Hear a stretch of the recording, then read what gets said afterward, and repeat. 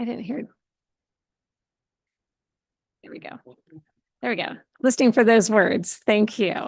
Okay, thank you for your patience. We were having a little technical difficulties, so appreciate you all being here today. It is May 13th, 2025. It's our 2:00 Commissioner Consent Agenda. Let the record reflect that all 5 commissioners are present.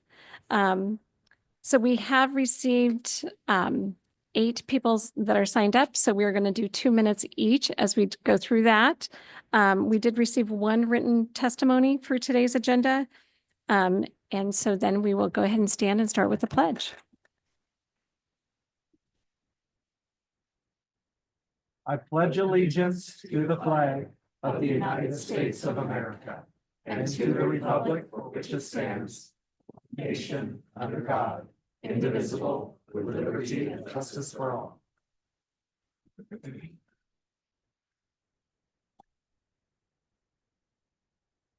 Okay, that's going to take us to our open public forum. Again, I said we had 7 or 8 people that have signed up, and so we will go 2 minutes. We don't have the timer working on the clock or on the screens, so Pat will be keeping time on his phone. And so I'm going to start with Becky Dickerhoof. We're not live. Okay, just a second. Somebody's saying that we're not live. They just texted me and said, hey, are you guys meeting? And we can't get on.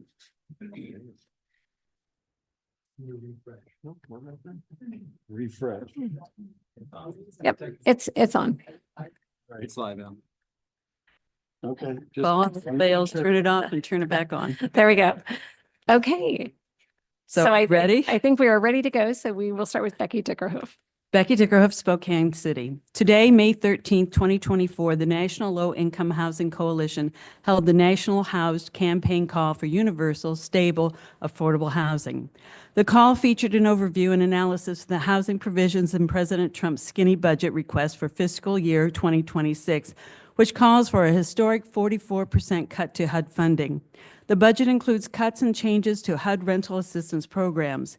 It will impact the Low-Income Heating and Energy Assistance Program, LEAP. The staff responsible for administering LEAP at the Department of Health and Human Services have already been fired from their positions. According to the National Alliance to End Homelessness, the president's budget request includes a reduction in funding for HUD's homeless assistance grant by $532 million. Even more worrisome, the budget proposes consolidating the Continuum of Care, COC, program along with housing opportunities for persons with AIDS into the Emergency Solutions Grants program. The CSC program represents the federal government's key vehicle for distributing homelessness funds. The proposed consolidation would effectively eliminate funding for critical activities, including permanent supportive housing, coordinated entry, dedicated HMIS grants, and overall continuum of care planning. This action alone would place more than 166,000 households residing in permanent supportive housing, all who have a disability, many whom are formerly chronically homeless, at risk of returning to homelessness. I know that those chronically homeless in Spokane, in wheelchairs or walkers, cannot access the shelters in our city which lack the ability to accommodate people with disabilities. Again, because I know how fond some of you are about true stories, I do know working residents of low-income housing are losing their overtime, having their hours cut, and facing the high probability of losing their homes because of the current instability in HUD. Many of our residents rely on part-time jobs that lack benefits such as health care. I hear stories every day, and the rest of my comments are before you in written form.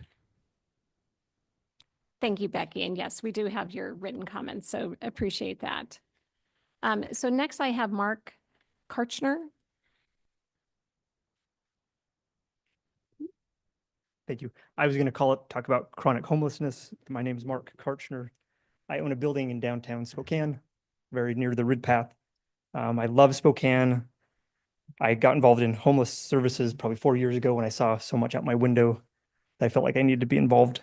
This is the first time I've come here, kind of out of a lot of frustration. People get drugs at the Rid Path. They walk past my building and then do the drugs under the viaduct. It's the worst I've ever seen it. I've been told that the county has resources that are maybe not being utilized. I I see things out my window every day that I've never seen my entire life. And now I see them just abhorrent things all the time. I'm going to open my mouth and expose my ignorance here. Is the city considered part of the county? That maybe, I don't know. So this is just for Okay. open testimony, not questions load- and that's answers. okay. Thank you. Do you feel responsible for what's going on down there? I assume that you do. I feel that. But yeah, I just get so frustrated, and I'm involved in homeless services. I try to get involved. I try to figure out solutions, and I've been doing that for years, and it's worse than it's ever been. And I feel like it's the bottom of the barrel. This weekend I have a little alcove in my building, and people come in there all the time. Yeah, they do things in there that are crazy. This last weekend in our video cam, there was people yelling for someone was dying. I've seen that multiple times this year, and they have to call for the Narcan. See people are screaming Narcan. It's just, it's hard to see. It's bad for them. It's bad for us. And I know there's lots of solutions. Other cities do this. I was just in Washington, D.C. this last weekend. The murder capital of the world that it was 30 years ago is a beautiful place, and it's really frustrating to come back to Spokane and see this. So thank you. Thank you. I'm thinking we see George, our director, and Chris, our some of our directors that are in charge of those funds. So if you'd raise your hand. So we'll make sure that we get your information to them. So, okay. So next I have Julia McHugh.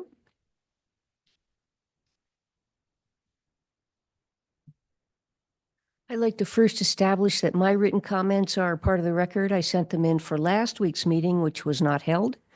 And I do have my own timer. Are you ready? I'm ready. Thank you. Julia McHugh, West Plains Neighborhood, Palisades Neighborhood, West Plains. This is a response to last week's board briefing and prior week's briefing and meeting. Yes, please bring Dr. Velasquez on as regional health co-rep on the West Plains Safe Water Task Force. Please get that going now.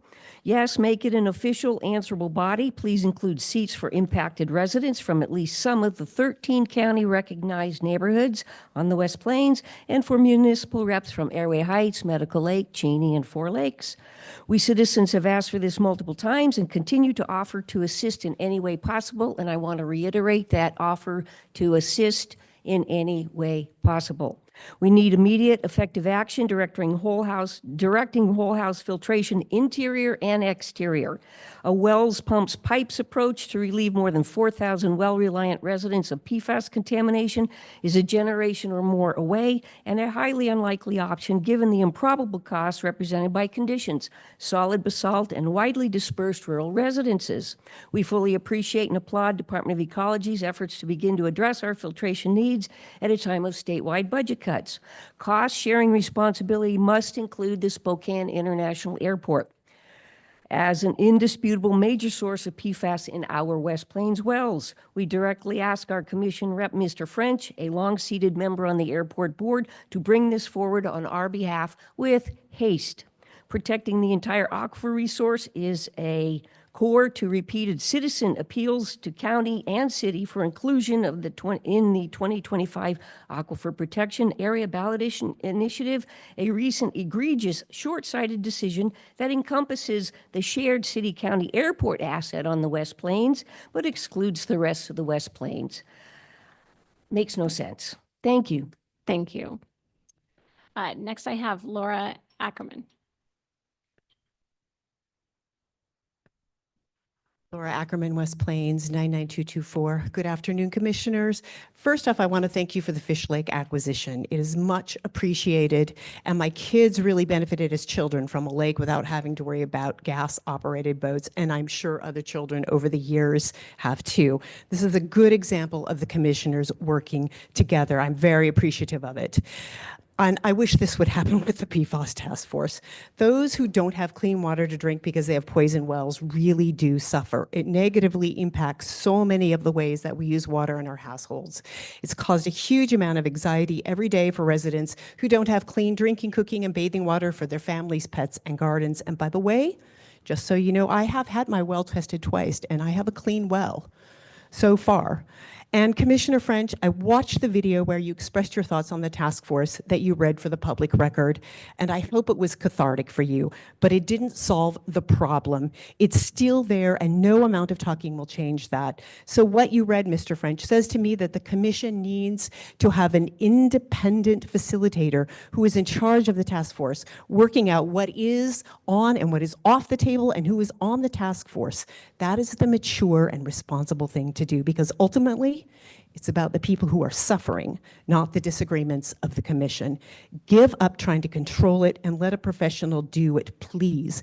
This task force needs to happen. Thank you. Next, I have J.C. Jones.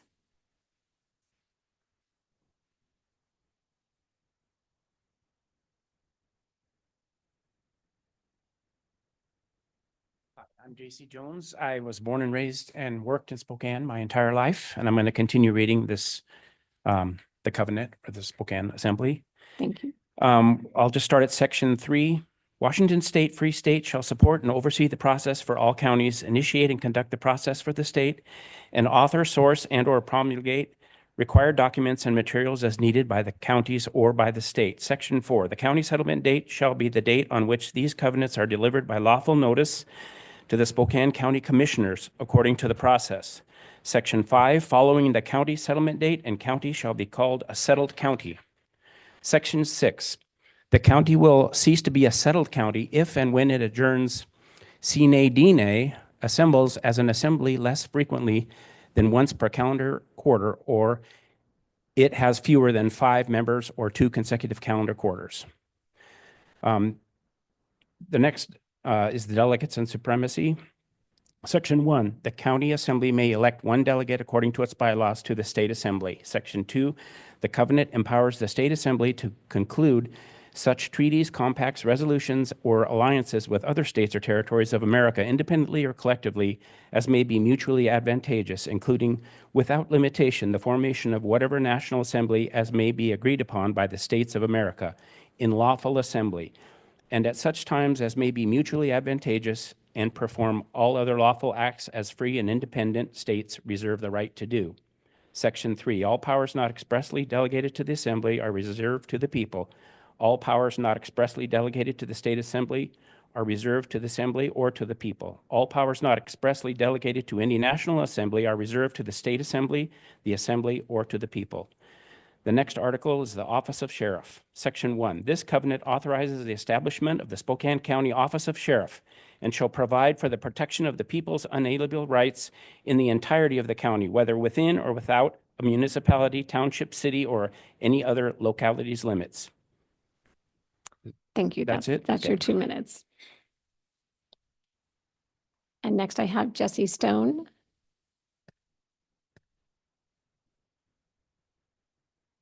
Thank you, folks, for listening to our covenant reading. I'm Jesse Stone, and I live here in Spokane County. Section 2, the office of sheriff shall offer equal protection to all living men, women, boys, and girls within the county. Section 3, the title of sheriff shall be conferred upon the assemblyman and or assemblywoman who is eligible and elected according to the bylaws.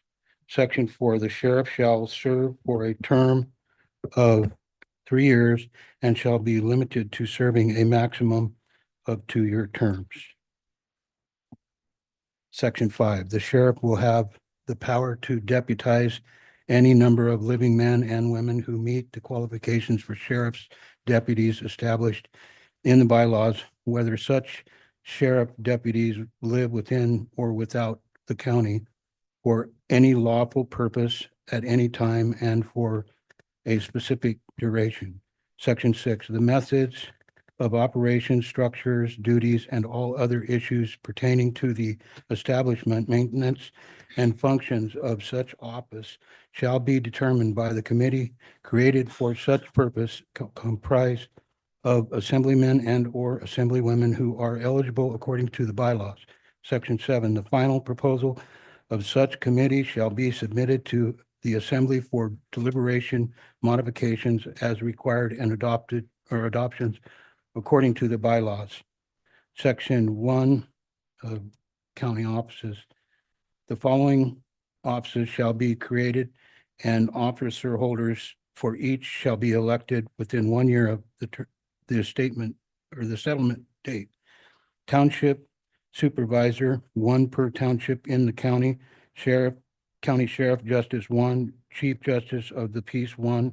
Township justice of the peace, usually for 4-person township. County library and records secretaries. Thank you. Thank you, Jesse. Next, Appreciate we have Julia Fairchild.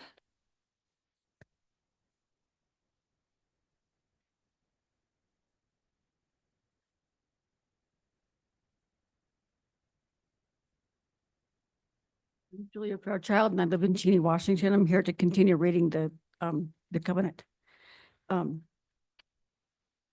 County Library of Records Secretary, County Record Recording Clerk, County Lands Records Title Abstract Clerk, one of each of those, a County Treasurer, Comptroller, 1, County Grand Jury Foreman, 1, County Notary, 1.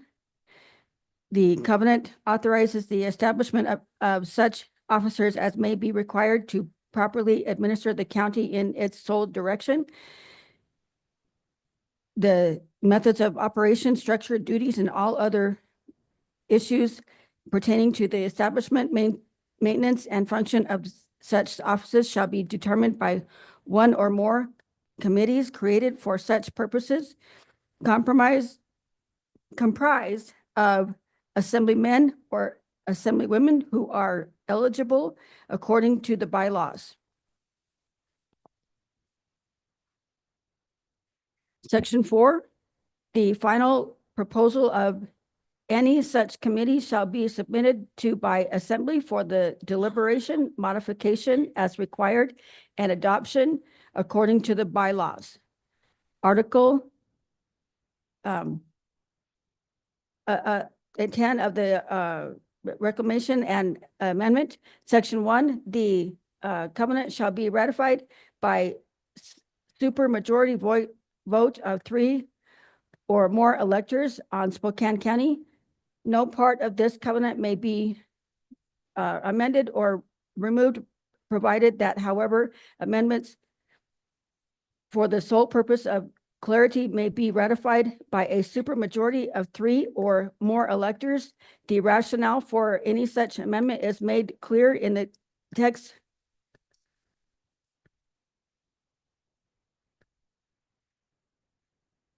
Thank you. And next I have Russ Albertson.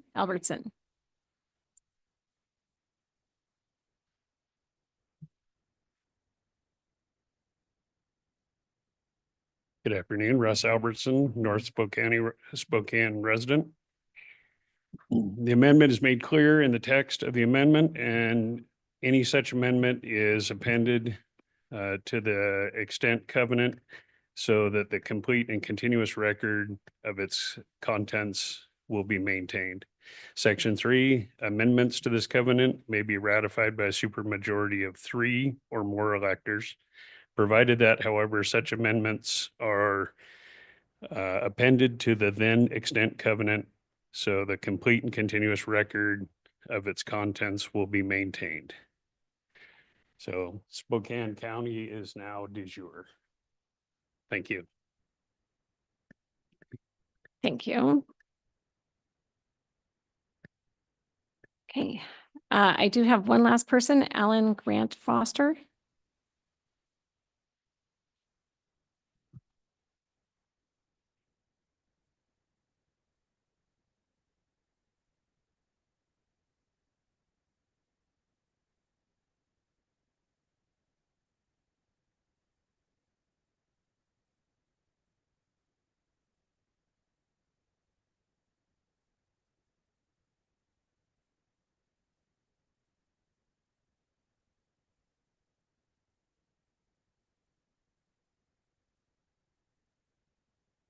I'm brand new here, so I don't really know the rules. I'm doing this on the fly. Okay, so you have 2 minutes, and you can speak to anything that is not on today's agenda during the open public forum. All right, let's roll. Good afternoon, Commissioners. My name is Alan Foster. I have lived in Spokane, Washington for over 40 years. I am a proud union member of SEIU 6, and I worked for 30 years as a janitor in downtown Spokane. I am proud of the work I did, and I did. And because of my union job, I'm retired with a pension because of the union. Throughout my career, alongside my brothers and sisters, I have fought to be seen and to raise the standards for workers here in Spokane.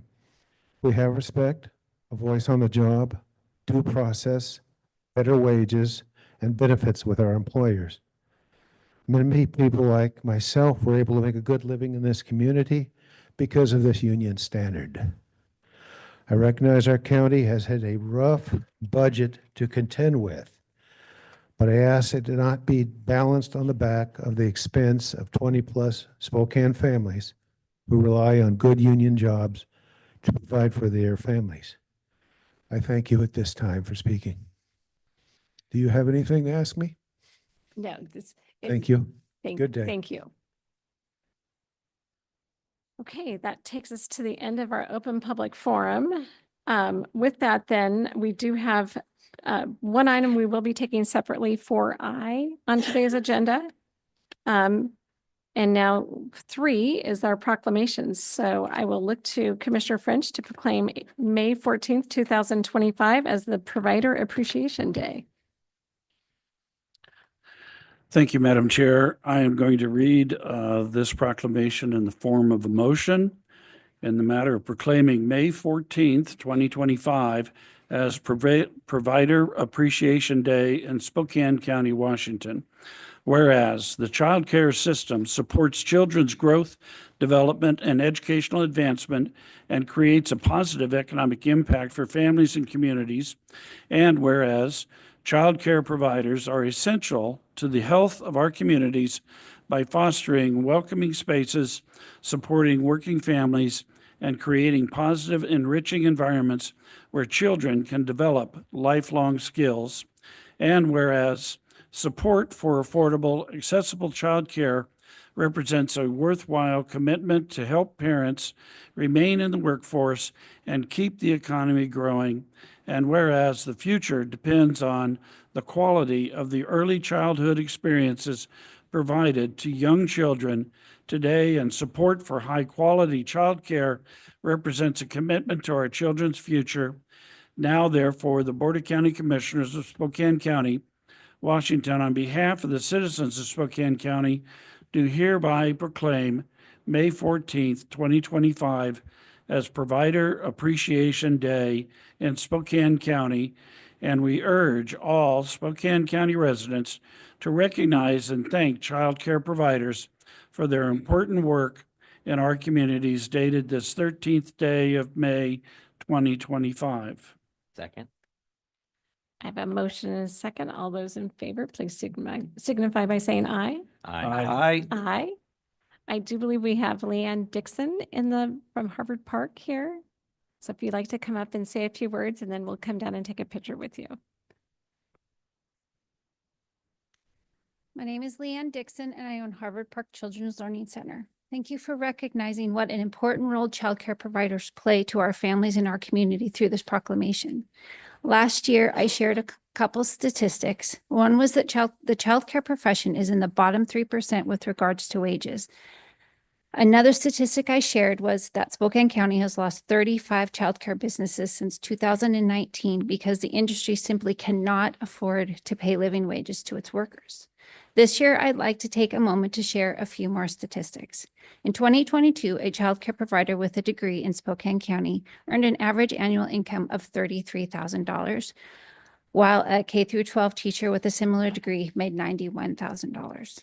In Spokane County, 63.7% of households have all parents working and need childcare. 12.6% of children are living in poverty, and 35% of families use subsidies for their childcare. It is clear that our community is reliant on high-quality childcare.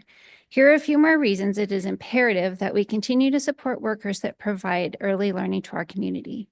Children who attend quality programs were less likely to need remedial education, saving more than $11,000 per student through 12th grade. Children who participate in high-quality programs have positive lasting effects on IQ scores, boosted academic and economic achievement, and lower incidence of childhood obesity and chronic illnesses. Cost-benefit analysis of high-quality programs such as the Perry Preschool Project and the Chicago Child Parent Centers program show that returns of between $4 and $16 for every $1 spent on early learning. Researchers studying the life cycle benefits of high-quality programs found that 13% rate of return on investment. New research estimates an annual economic cost of $57 billion in lost earnings, productivity, and revenue due to the nation's childcare crisis. U.S. businesses alone shoulder an economic loss of $12.7 billion each year due to childcare breakdowns. High-quality early learning childcare programs benefit not only young children, but also our entire community. A reduction in crime rates, increased earnings, and better physical health are just some of the outcomes that have been associated with adults who attend quality early learning and education programs. These reasons, among many more, are why we need to continue to support programs such as Reconnect to Work and the Child Care Assistance Program. Today, I ask you to continue to advocate for high-quality early learning and for the educators that provide it. Thank you. Thank you. We'll come down and present the certificate.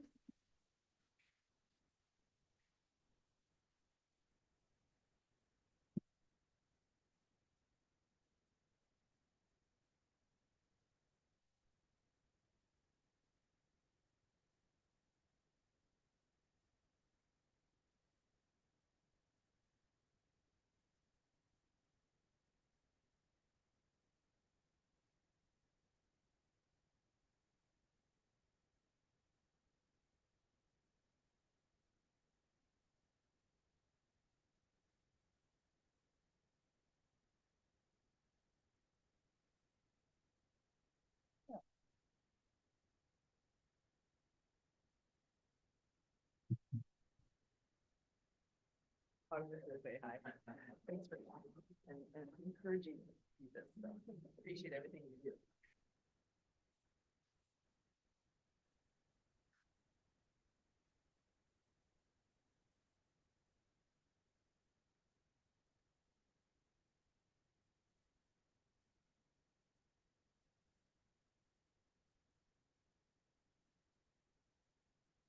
Okay, that will take us to item 3B, which is to proclaim May 18th through 24th, 2025 as National Public Works Week in Spokane County. And Commissioner Kearns will read this. Madam Chair, I would like to read this proclamation in the form of a motion. In the matter of proclaiming May 18th through 24th, 2025 as National Public Works Week in Spokane County. Whereas public works professionals focus on infrastructure, facilities, and services that are of vital importance to the sustainable and resilient communities and the citizens of Spokane County, Washington. And whereas Spokane County Public Works Department is responsible for maintaining more than 5,100 lane miles of paved and gravel roads. In 2024, more than 272 lane miles were either crack sealed, chip sealed, or patched by road crews. In addition, multiple culverts were repaired, ditches cleaned, road shoulders maintained, gravel roads graded, and streets swept. And whereas the Spokane County Public Works Department owns and maintains 158 bridges. In 2024, staff conducted a total of 84 bridge inspections and an additional 7 railroad bridge safety inspections. In addition, the Little Spokane Drive Bridge number 3704 was replaced. And whereas the Spokane County Public Works Department's Water Resources Division and Wastewater System Division consists of an award-winning state-of-the-art water reclamation facility that serves 47,000 customer accounts and includes 665 miles of gravity waste wastewater collection pipes. In addition, the Water Resource Center and the Doris Morrison Learning Center provide educational outreach to thousands of students annually. And whereas the Public Works Department also manages the regional solid waste system and operates 2 transfer stations that provide solid waste disposal for 122,000 tons of garbage, processes 34,000 tons of organics, as well as related waste reduction and educational services to 11 participating jurisdictions and the unincorporated areas of Spokane County. Now, therefore, we, the Board of County Commissioners of Spokane County, Washington, on behalf of the citizens of Spokane County, do hereby designate May 18th through 24th, 2025 as National Public Works Week in Spokane County, dated this 13th day of May, 2025. Second. I have a motion and a second. All those in favor, please signify by saying aye. Aye. Aye. Motion passes unanimously. Yes, you can speak. So I just wanted to provide a little bit of additional information with regard to our road department. I sit on the State County Road Administration Board, and that's a board that assists counties across the state and not only distributing funding, but also administering their roads. Week before last, King County engineer made a presentation talking about how the roads in King County, and that's Seattle, have deteriorated because of their lack of funding. And some of their paved roads are now going back to dirt because they cannot continue to maintain them. They're maintaining basically 1,300 miles of roads. And the engineer for King County made the point, well, you can drive, that's the distance from Canada to Mexico. And I commented that Spokane County does 5,100 lane miles. She might run from north to south. We run east to west, from the Pacific to the Atlantic Ocean and back. And so I just want to compliment our staff and our workers that just do a great job of maintaining our roads. It's the largest system in the state by a bunch. So just kudos to our team for doing a great job. Thank you. So I see Kyle Tivig, our Public Works Director, if you'd like to come up and say something.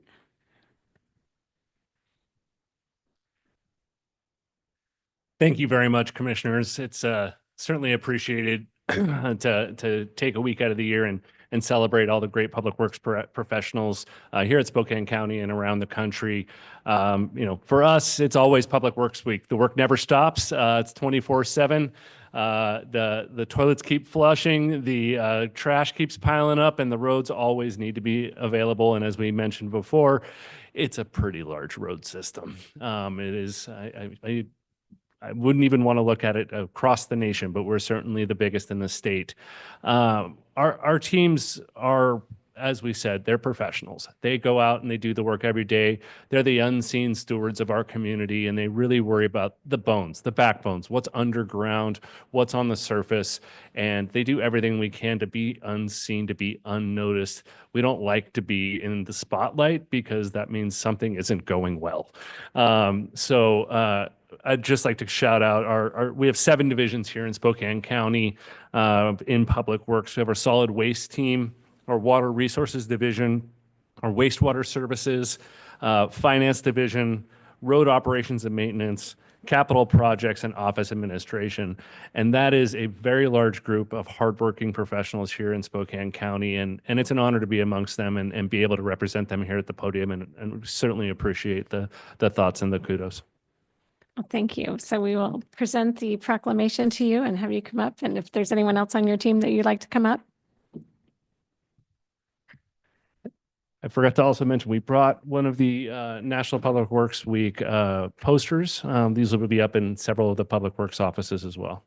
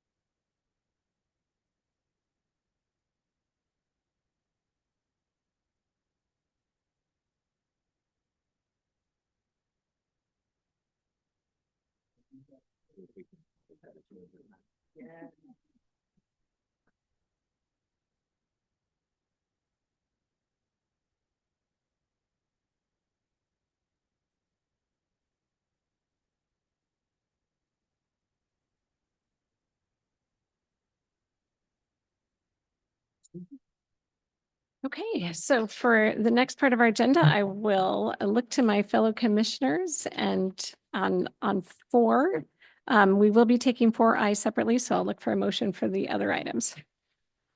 Madam Chair, I move that we approve item 3A and B.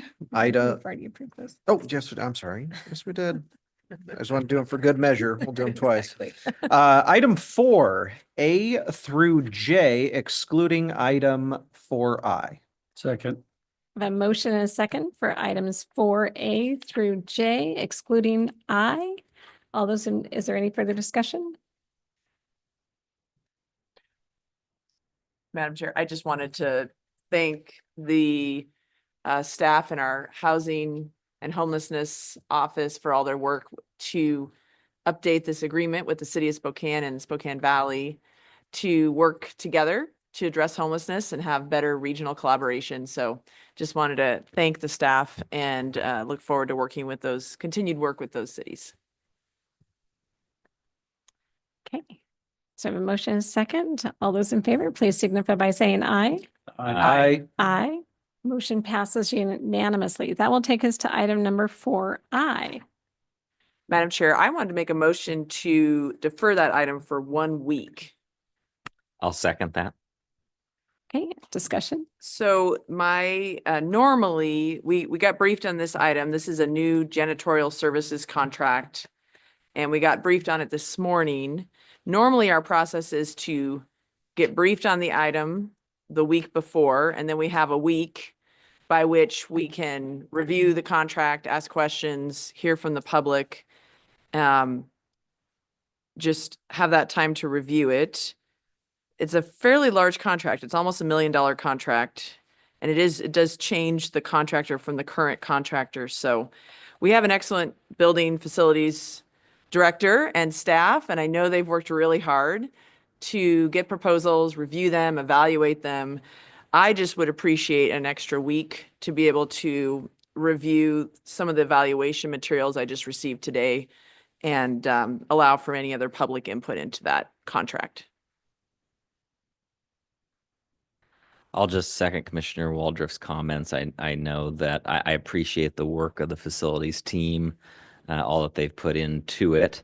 I know there are some members of the public who I think would like to share more perspective with the board in terms of their concerns about the potential impact on workers. And I would personally appreciate some more time to review the evaluation materials as well. I understand the given reasons for the quick vote, but would appreciate more time.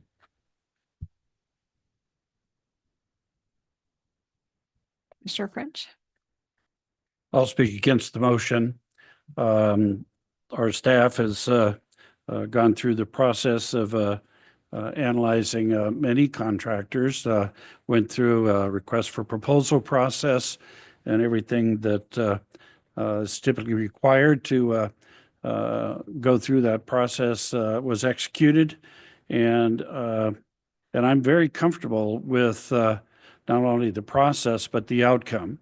Now, the outcome has yielded a contractor at a price of almost $400,000 less than the second bidder. And what my fellow seatmates want to do is give time to try and make a case for overturning that decision and spending $400,000 more of your taxpayer dollars for a service that we can get for a lot less. And quite frankly, in reviewing the quality of the contractor that was the lowest bidder, they offered a full range of service that quite frankly, I think will be a welcome introduction to this community.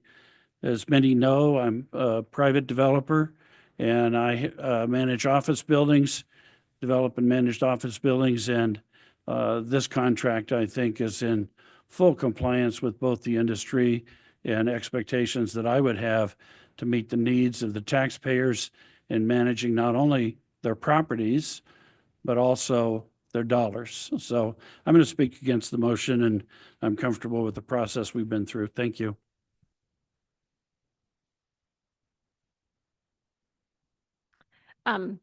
I will just say we were briefed. I was briefed yesterday and briefed today. So we have gone through the process. The only process that we didn't go through, and there was reasons as to not doing it, was the fact that we were briefed publicly this morning in our briefing session, and then having it on our 2 o'clock, which happens from time to time. This isn't the first time we've had a briefing that morning for something that was going to be on the afternoon agenda. But this is a contract that has been through the process, so I commend Gil and his team for taking the time to do the request for proposals appropriately, meeting all the requirements that we do through our purchasing department. I think knowing that you scored it, those people that responded prior to knowing what the cost was. So, and the winning proposal won the scoring as well as the cost. So I'm happy to move forward with it. Thank you. Okay, I have a motion and a second to delay this 1 week. All those in favor, please signify by saying aye. Aye. Those opposed, nay. Nay. So it fails 3-2. So then I will look for a motion. Madam Chair, I move to approve item number 4I as presented on today's consent agenda. Second. I have a motion and a second for item 4I. Any further discussion? Commissioner Waldron? And just for the record, I am not concerned necessarily that anything is wrong with the contract or the process, but I just have not had enough time to review it. And I would appreciate another week. I didn't get that, so I'm going to vote no today, again, just because of the process of having that opportunity for the transparency of the public to be able to weigh in. Commissioner Jordan? I just wanted to agree with those comments, and it's really about the timing, and I appreciate what the chair's comments about, we do use this condensed process with the board from time to time. The downside of that, of course, is that if members of the public want to share their perspective with us for consideration, they've got really limited time to do that. If the agenda goes out on a Friday late afternoon, and then the written comments have to be in, I think, by Monday at noon, which is half a business day potentially, and then they can't necessarily come testify on the merits of that at this hearing. So that's just an unfortunate side effect of the condensed time frame. And so my vote is on that basis. Commissioner Kearns? So I'm going to support the motion that I made. So I was briefed on this on the 1st before we went to Washington, D.C. I know our staff reached out, had a Zoom call. So I've known about this for 12 days. I know this went live to the public on Friday. From what I understand, this went through all legal requirements when it comes to an RFP. And we use the RFP for a huge amount of purchases that we make at this county. Everything from road construction to purchasing new vehicles to equipment in our parks department. I don't know if we've ever had a discussion like this for something that has gone through an RFP process. A motion is not supposed to play a part on this. We follow the rules, we follow the law, we look at the lowest bidder that can provide the service. So I will be voting yes on this agenda item. Commissioner French? So two things. One, the thing that I did not clarify in my previous comments is that I have never used this contractor.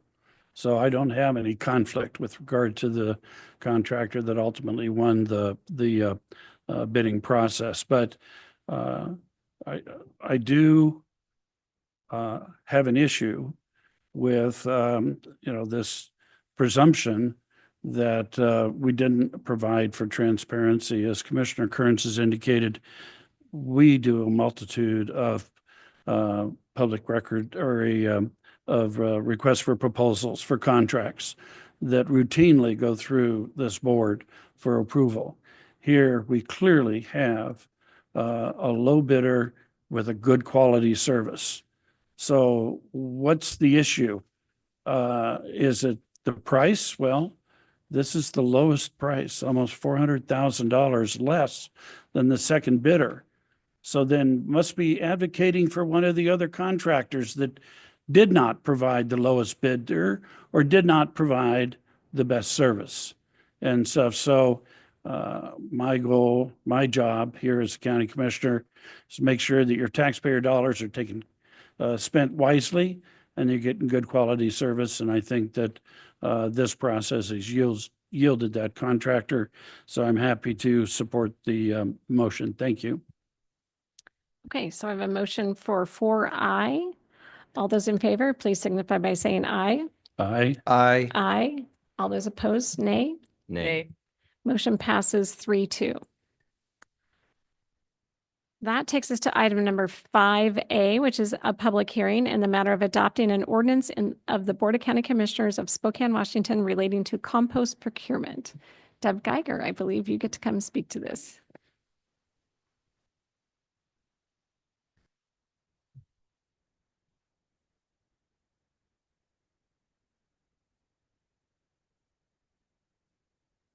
You're not going to time me, are you? Okay. No, but try to keep it brief. I'll keep it brief. Good afternoon, Commissioners. I'm here before you on behalf of the Purchasing and Solid Waste Departments. We are in a collaborative effort to fulfill state requirements regarding organics management law. And the law, basically, we had to put in an ordinance. We're required to have a procurement ordinance for compost that where we have a preference when compost is appropriate, that we look at buying local compost that has been processed from our own system. And so purchasing has put that together. It's well written. The solid waste division is working with purchasing on this. At the end of the year, we are required to report. And so purchasing will be giving us all the data collected from the departments that have purchased compost and where it's been purchased from and how much. The solid waste department will report on what we have diverted through our own regional facilities for input into this compost facility. And we will report through their system. That's basically it. The part of the requirement is also to provide education and outreach on the importance of compost, which is something the solid waste regional system is already doing. And so we will continue to fulfill that piece. And Jeff, am I missing anything?